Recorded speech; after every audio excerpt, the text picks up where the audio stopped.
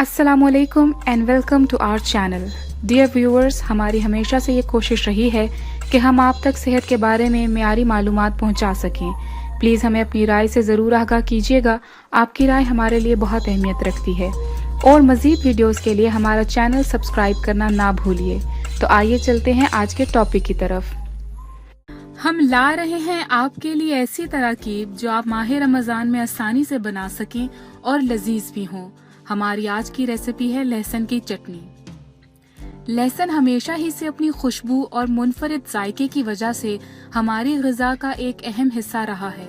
तारीख के अदवार से पता लगता है कि इसे खानों के अलावा अद्वियात की तैयारी में इस्तेमाल किया जाता रहा है। माह रमज़ान में इसकी अफादियत और भी बढ़ जाती है क्योंकि इसमें magnesium, vitamin B6, vitamin C, fibre, calcium, copper, potassium, phosphorus, iron और विटामिन B1 काफी मिकदार में मौजूद है, जबकि इसमें कैलोरीज बहुत कम पाई जाती हैं। इसीलिए ये आपका वजन बढ़ाए बगैर आपके इम्यून सिस्टम को इस कदर मजबूत कर देगा कि गर्मी, बुखार और लू लगने के मसाइल का आपको सामना नहीं होगा।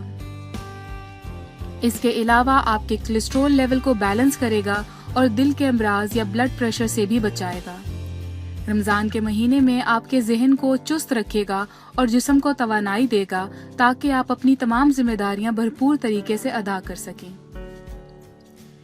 इसके बेहतरीन इस्तेमाल के लिए हम आपको आज बताएंगे इसकी ऐसी चटनी जिसके खाने से आप इन तमाम फवाइद को हासिल भी कर सकेंगे और अपनी सहर और अफ्तार को भी मजेदार बना सकेंगे। तो आइए चलते हैं आज की रेसिपी की जानिब। लहसुन की चटनी बनाने के लिए जो अज्जा आपको दरकार हैं: लहसुन 5 जव्वे, हरी मिर्च 3 से 5 अदद, सिरका 1 खाने का बड़ा चमचा, काली मिर्च पाउडर हस्बे जायका, नमक हस्बे जायका। लहसुन और नमक को अच्छी तरह पीस लें, इतना कि एक पेस्ट की शक्ल बन जाए। फिर इसमें हरी मिर्च और काली मिर्च शामिल करें और खूब अच्छी तरह पीसें। आखिर में सिरका डालकर इसे अच्छी तरह से मिक्स कर लें। लहसुन की मजेदार चटनी तैयार है। इन तमाम अज्जा को आप अपनी पसंद और जायके के लिहाज से कम या ज्यादा कर सकते हैं। इसके अलावा इस चटनी में 1 चम्मच ऑयल डालकर आप इसे ज्यादा अरसे तक भी महफूज रख सकते हैं।